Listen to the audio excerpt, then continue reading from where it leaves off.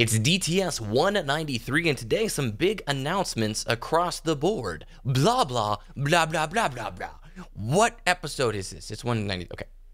I don't even know what to do in this open. That's it. That's the intro. Play the music. All right.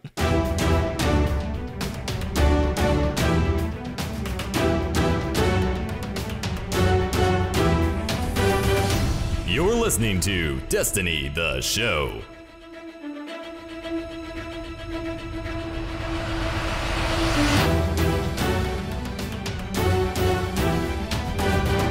What is good, everyone, and welcome to DTS. I am BBKDRAGOON, joined as always by my great co-host, Ditty. What is up, my dude? How was your week? Week was great. Whiskey and I just finished our intro to puppy agility. So, yay him. He will now move on to Obstacles 1, and that's when they start introducing things like the dog walk, actual jumps, more tunneling, and the A-frame, things like that. And the teeter-totter is kind of more of an advanced obstacle because of the fact that it moves and makes a sound.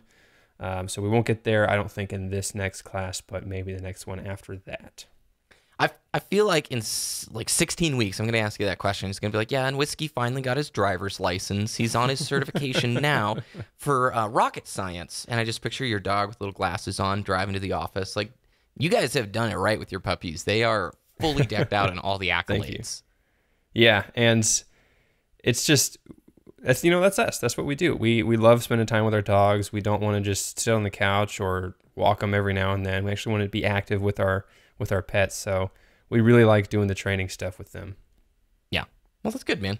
Weather-wise, it's been crazy here. It's either really nice and feels like spring, summer, and you're like, yes, bring it on, or it's snowing. It just picks, like it flip-flops back and forth every 15 minutes, and I am so ready for spring. That is spring and fall, favorite seasons, and summer as well, but like winter is becoming my least favorite. You're just inside, it's cold all the time, that deal. It's been warm there, right? Yeah, it rained last night, but it's sunny right now. We're moving into summer already because Texas sucks. It doesn't have a spring or a fall. It just goes from hot to cold, and then sometimes it has a winter. Yeah. But it's 85 degrees outside and sunny, so Deal. It's like I really want to go out and walk the dogs more often, but it's already getting too hot to stay out too long. Yeah. So it's just got to get the right time. Mm-hmm. Well, today's show, I'm incredibly excited. So we have a bit of an announcement, some housekeeping to get out of the way at the beginning of the show, especially for the longtime listeners. Ditty and I have talked about this quite a bit, and we've made the decision we're going to start talking about other investment games in addition to Destiny here on DTS. Games like Warframe, The Division, Borderlands, Monster Hunter, maybe some Anthem or Iron Sight, and maybe some WoW thrown in there, but games that specifically we think resonate with Destiny players. We're still going to cover Destiny news on weeks where it's relevant.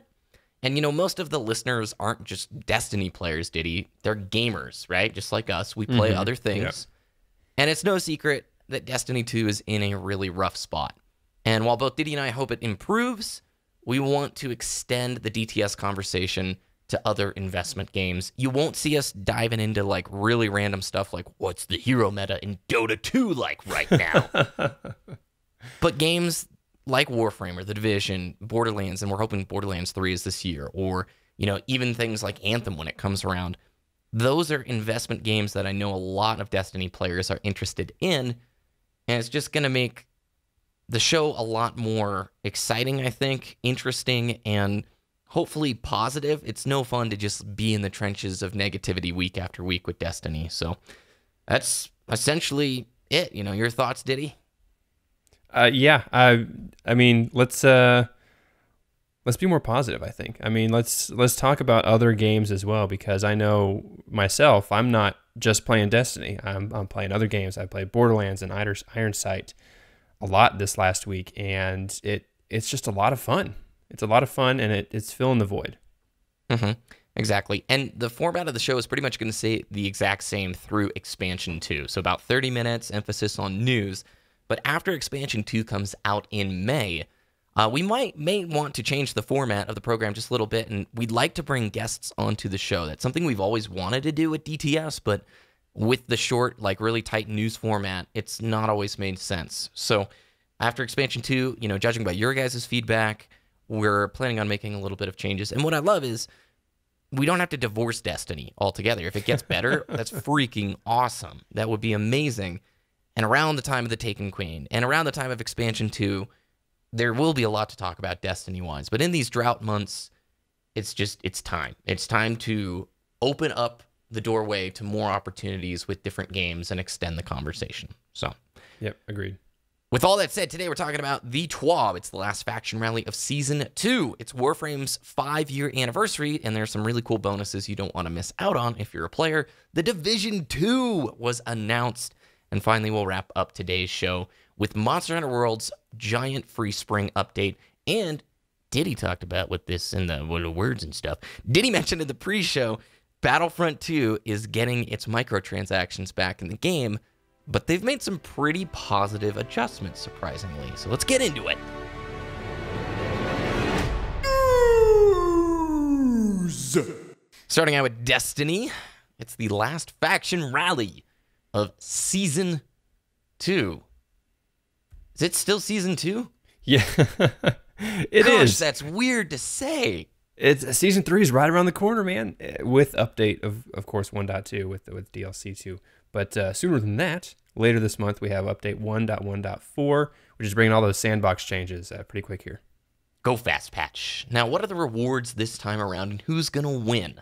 So, congratulations, Future War Cult or Dead Orbit, because New Monarchy is bringing a grenade launcher to the rewards pool, and we all know how fantastic those are. So, thank you, Bungie, for allowing another faction to win a rally. But Future War Cult and Dead Orbit, they're bringing sniper rifles, which are getting a little bit of a tweak in update 1.1.4. So one of those might be worth having. I think the Dead Orbit sniper looks freaking so cool, dude. Like, man. Future War Cult. That's a hunter fantasy right there. Like, out in the wild, got your cloak, and this scratched up viced sniper rifle with the little white marks on it.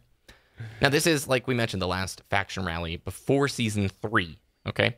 So what they're planning to try and do is take faction rallies back into the workshop, and here is what the Seasons team says they're trying to improve upon. Pledging to a faction should be a meaningful choice. Rewards should not be time-gated. Faction rallies should provide a unique gameplay experience and not simply be a reward layer on top of the existing game.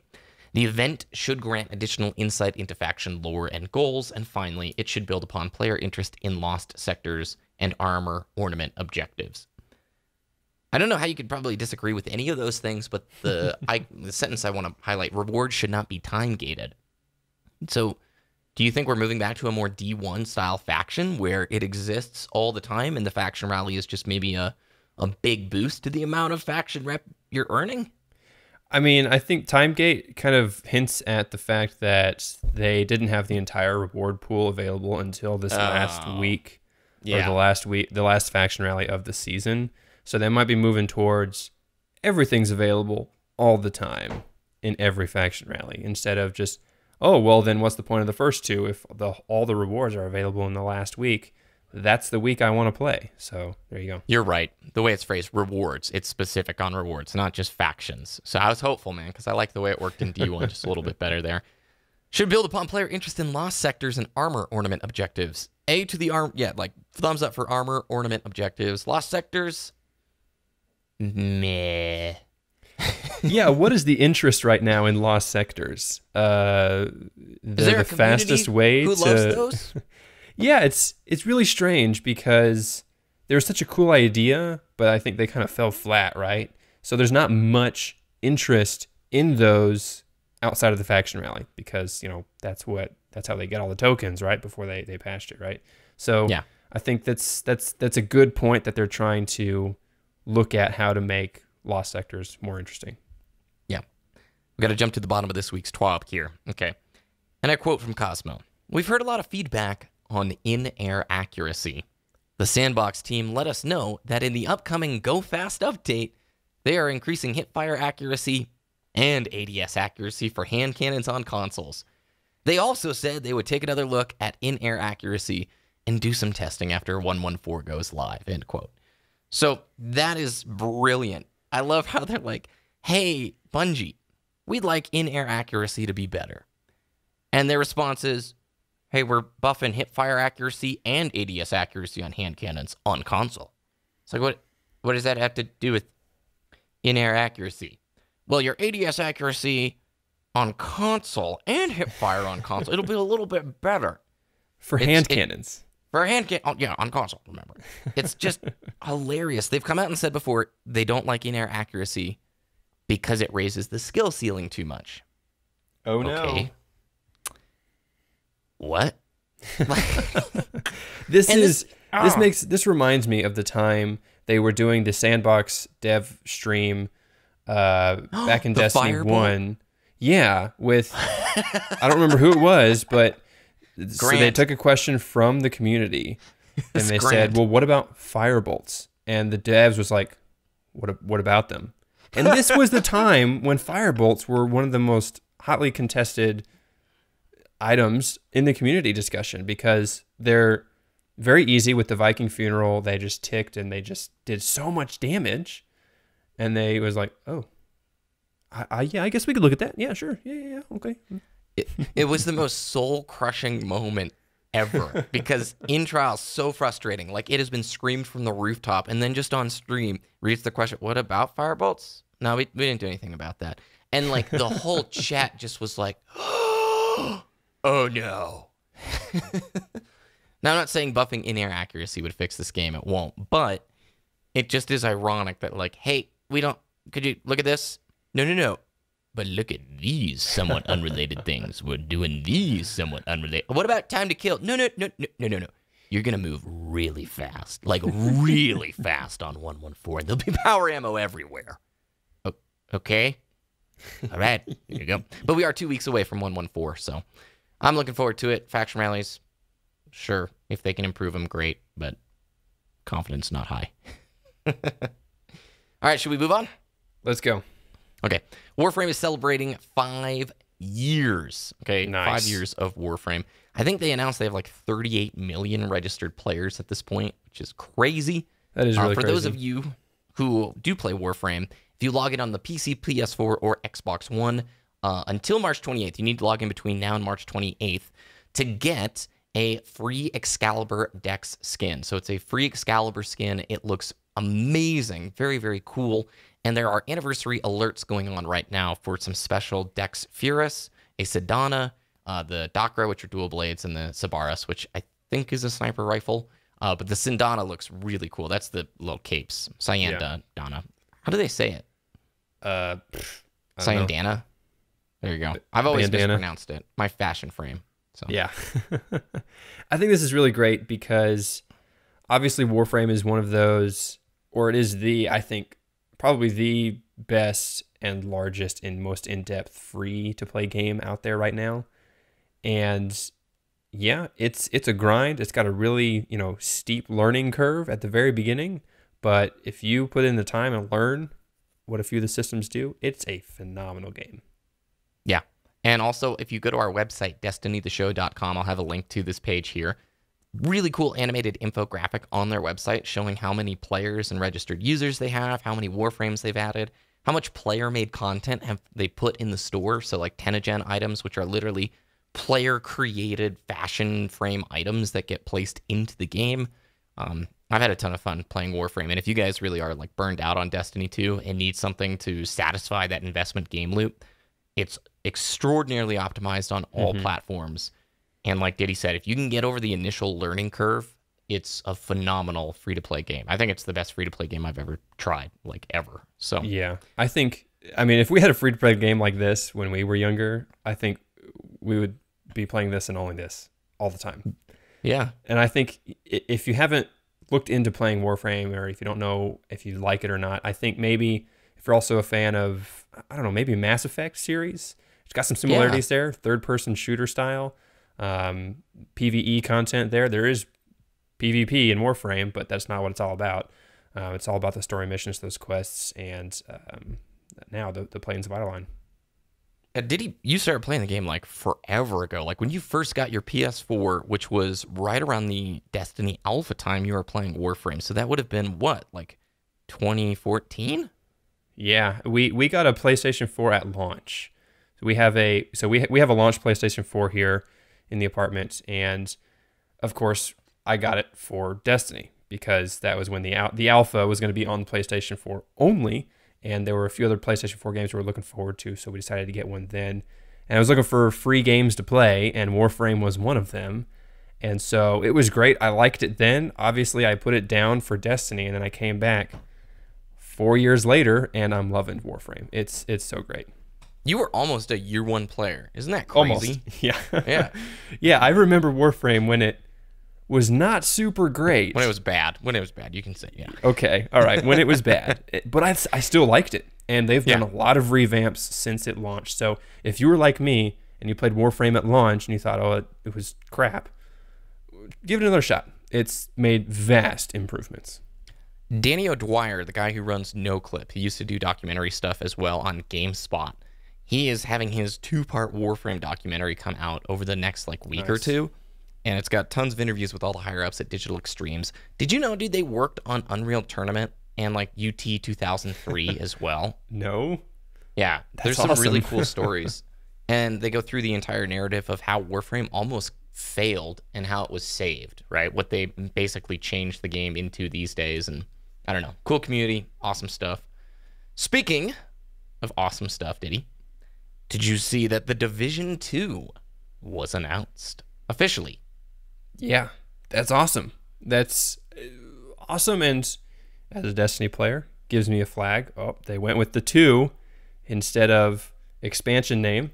So anyways, but The Division 2 finally announced. It's in development. We're going to see more of it at E3 in June. So I myself played the Division beta, and I was not a super big fan. But with the recent big update that they did and how all the positive feedback came back from that, seeing this announcement made me reconsider, hey, maybe I should look into playing the Division 2 when it comes out. Maybe they'll do a beta this summer or whatever close to launch to do a stress test. And yeah, I'm actually looking forward to seeing more gameplay about this one. Yeah, I want to read the press release that they put out. It's pretty short. This is from Julian Garrity, the creative director over at Massive Entertainment, which is the studio who's built The Division. What an incredible few years it's been for the team here at Massive. When we first began work on The Division, we knew we had something special and something we believed in so strongly that we wanted to make sure we got it right. We also knew we couldn't achieve that goal without your help.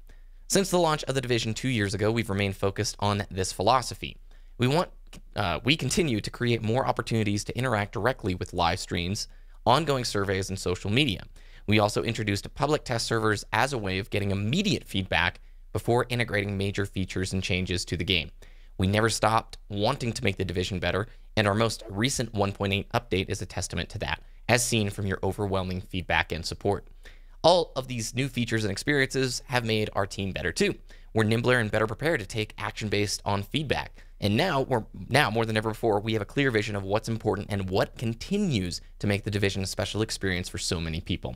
Following our year 2 anniversary celebration, we're going to keep supporting that experience with new title updates, 2 of them to be specific, that will bring new global events, the X1X enhancements, and more. That being said, we've always envisioned the story in the game we launched in 2016 as the beginning chapter in a larger saga, and today we're excited to share more info about what's next for the Division universe. We're almost done, guys. We're thrilled to announce that we are working on The Division 2, and that development will be led by Massive Entertainment in collaboration with Ubisoft Reflections, Red Storm Entertainment, Ubisoft Annecy, Ubisoft Shanghai, and Ubisoft Bucharest. The Division 2 will be powered by an updated version of the Snowdrop engine that enables us to realize our ambitions for the sequel, but more importantly, we're also taking everything we learned over the past 2 years and applying it towards the sequel to make sure we get it right. Part of that means recognizing your commitment to The Division. With that in mind, we're adding a new type of achievement called Shields to the game. Earning them will unlock special rewards in The Division 2 when it launches. On behalf of all the teams at Ubisoft, we thank you for your support that you've given us over the past 2 years, and we hope that our continued work will earn that support for many years to come. Can't wait to see you, blah, blah, blah, blah, blah. See you at E320. Yeah. That is how you do a really cool press release. Did you notice how the majority of the focus of that was on the community and on the things that they've learned over these last few years? Mm-hmm. Yeah, they acknowledged that the community gave them feedback, they addressed that feedback, and then they implemented some of that feedback into their most recent update, 1.8. And then, of course, they read about that feedback, and they thought that it was great. And I think this Shields update that you just mentioned is a really cool idea, right? It's an update to the existing game, and progression on that unlocks stuff in the future game. Yep. That is really cool. That is worth my time investment.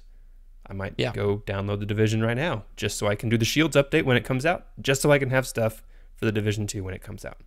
Yeah, so Shields are going to be updated sometime in June, most likely right after the E3 stuff that we'll see for the Division 2. There are 2 more additional title updates coming this year for the Division, which, like you said, will bring new global events, the new legendary missions, and the Xbox One X enhanced update. I played about 150 hours of the Division when it came out. I loved that experience. Endgame was really bad at launch, and I ended up putting the game down, and I haven't picked it up since. However, the last 7-8 months, I've had so many people telling me, you need to try this, especially when 1.8 came out, which is what we're currently on now, I believe. 1.8 was like this point at which it really has come full circle, and a lot of people say The Division is just a fantastic game. Not perfect, it still has its issues, but I really appreciated reading that they implemented a public test server, Ditty, so they actually let the community try out the updates before they go live. In many ways, I bring this up to sort of compare and contrast and highlight the different roads that can be taken. The Division did not have an amazing, phenomenal investment game out the door, and it took them a long time to refine it, and there's been some missteps along the way. But I think you've seen a radical change in the sentiment of this game to the positive, especially in the last 6 months overall, you know? Yeah, there's... Following all of these developers and how they're reacting to community feedback about their games and their updates, really puts a lot of game development in perspective, right? There are some really great developers out there that, like you mentioned, Warframe, the documentary coming out about Warframe, how Warframe almost failed. And, what the steps they did to take that. Obviously, I'm going to have to watch the documentary to figure that out, or maybe I can view some clips online. But that type of thing is... It really gives certain, aspects of integrity and, constructive feedback, how they're responding to that. I think that's a really great idea. I think that's really great to hear about and see. Yeah. So hopefully it works out for them. The last planned update on their road ahead, there's still support for the game through September with regular updates. And so maybe a holiday release for the Division 2, that would be very cool. Or maybe it'll be in early spring. I think Division 1 was a February or March release, if I recall correctly. So yeah, I think so. All right, let's transition to the thing I'm most stoked about, Ditty. Monster Hunter World is getting its first title update. It's free, and it comes with a bunch of frickin' stuff. Now, Ditty, guys, is waiting for the PC version of Monster Hunter World, which I totally applaud him for. That game in 1440p or 4K is going to be so sick. And also a stable 60. Ultra wide. Oh, yeah, 21 you're by 9. ultra widing it. That's what it's going to be. It's going to be fantastic. Oh, dude. That's going to be so cool on one of those ultra wide monitors. I'm now very jealous. I want pictures when it happens. So first of all, the Devil May Cry collaboration event was announced. If you don't know about Monster Hunter, they do a ton of product tie-ins with other games in their franchises. They have Mega Man, they've done a Street Fighter 1, they've done with Horizon Zero Dawn, which isn't a Capcom game, but they do this with all the Monster Hunter titles. Short little quests that you can go on to earn these special cosmetic gear. In this one, you get to look like Dante. It's got a charge blade that doesn't have a shield, and it looks pretty stinking cool. I'm excited for it. Now, the spring update comes March 22nd. You get the new monster, Devil Joe. Now, Devil Joe is called the Pickle. He's a big, green, T-Rex looking thing that has no arms. You should totally look him up. What? And he's like a meme from the previous Monster Hunters. In Monster Hunter World, this isn't really a spoiler, there is a jerk of a monster called Basil Geese. I call him Bagel Moose. Or Bagel Moose, too. And Bagel shows up in the middle of your fights. Just such an obnoxious monster. Interrupts things, does his strafing runs, and drops all these little scale bombs on you. Horribly annoying, dude. He interrupts, like, so many fights that he's a total joke. Well, Devil Joe was the Bagel Moose of previous Monster Hunters. The Pickle would show up in the middle of, like, all of your fights, just interrupt, cause chaos, wreck the party, that kind of a thing. So with Devil Joe comes 2 new armor sets, the Vangus Alpha and the Vangus Beta. So that's 4 sets in total if you count the male and the female sets.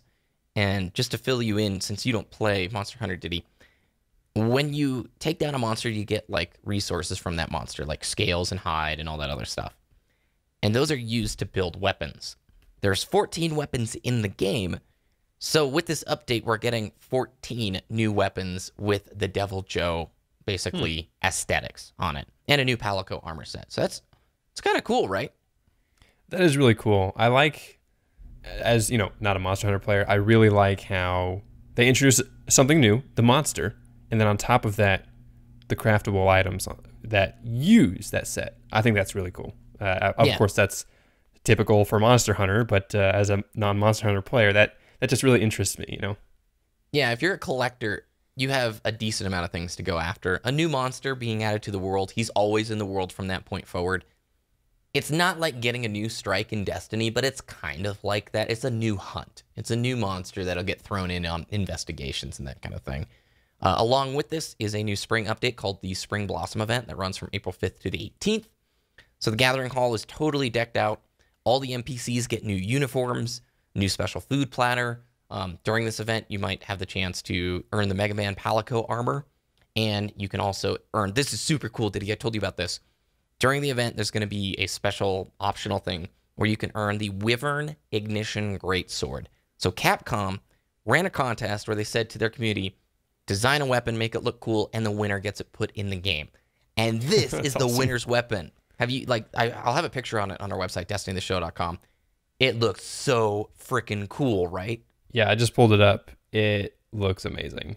Like, I can't believe a fan made that, and now it's going to be put in the game. Yeah, for everybody to earn. If any game developer did something like that, there would be some awesome stuff in, like, I saw, what was it? I'm just going to use League of Legends as an example, even though it's a totally different game. There have been so many character, like theoretical characters created with movesets and everything that have just been really cool that I wish were in the game. Yeah. But of course, Monster Hunter is doing it right. Yeah, kind of cool. There's a bunch of other stuff that's coming with the update, but one of the nifty things is Capcom has heard the feedback from players about 3 things in particular. Allies, attacks from allies no longer interrupt you during carving. So what would happen, Diddy, is like when you carve the monster at the end of the fight, you have like 30 seconds to a minute to carve him up before the quest ends. And carving is where you actually get the parts off of him that you want. Well, some jerks, like of teammate people, when you SOS in public, would literally attack you while you're carving, and it stuns you. It puts you in this stun animation.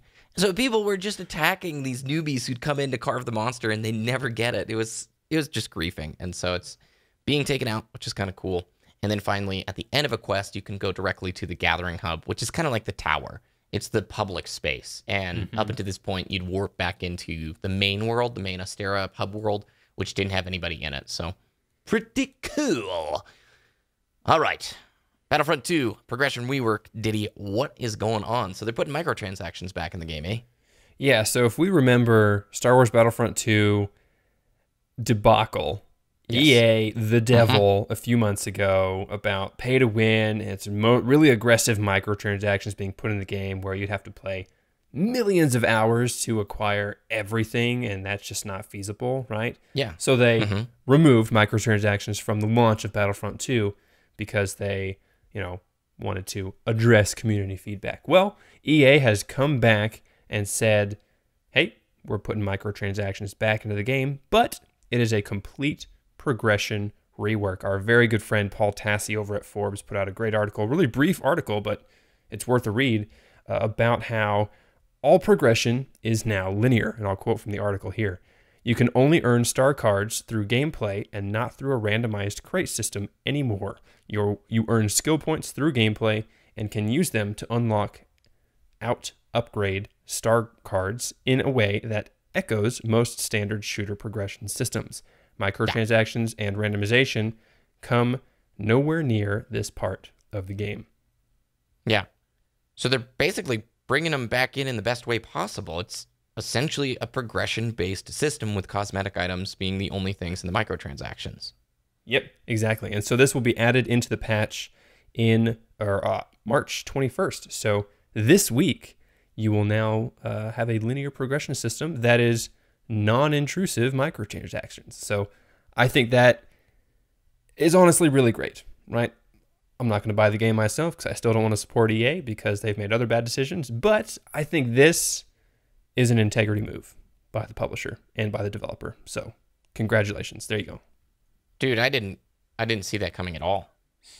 Like, honestly, I didn't see a full about face having, because now I'd actually like to probably try the game out.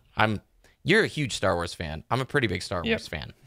And I held off buying it because of, obviously, this. And I don't know, that's maybe, does this bode well for the future that, like, EA, the king of the slimy, has done this? It's really interesting because, right, this is one good thing that EA has done in the last decade, right? There's been some good EA stuff, but it's usually from not EA. It's usually from their developers, you know? Yeah, exactly. And the fact that EA is developing Anthem, right? People are worried. But this good move, this integrity move about face on microtransactions, I think it's a glimmer of hope that EA might come back. Yeah, we need to talk about Anthem on one of these programs because they are losing their freaking superstar developers left and right. But maybe they're leaving because no, I don't know. We need to talk about it in detail. So that's going to do it for DTS 193. Ditty, where can people find your content? Twitter.com/DittyDTS, DITTYDTS, and YouTube.com/Wooshness, WOOOSHNESS. You can follow the show at Destiny the Show, or go to our website, destinytheshow.com, for all the links from today and more, as well as a link to our Discord, discord.me/Destiny the Show. That is honestly the best way to get in touch with us, to play games with us, to just talk about whatever, or suggest ideas for the show. It's really an incredible community, and I just want to say thank you guys so much for everything that the DTS community has become. Like, it has just, this podcast has grown over the years, and we're super thankful for all the support that you've given us. And in some ways, this feels like a little bit of a new chapter, but at the same time, too, we're still here. We're still chatting about games. There'll still be some Destiny stuff. And just thank you from both Ditty and myself. You can follow me at BBKDRAGOON on both YouTube, Twitter, and Twitch. Have an awesome week, and we'll talk with you next time.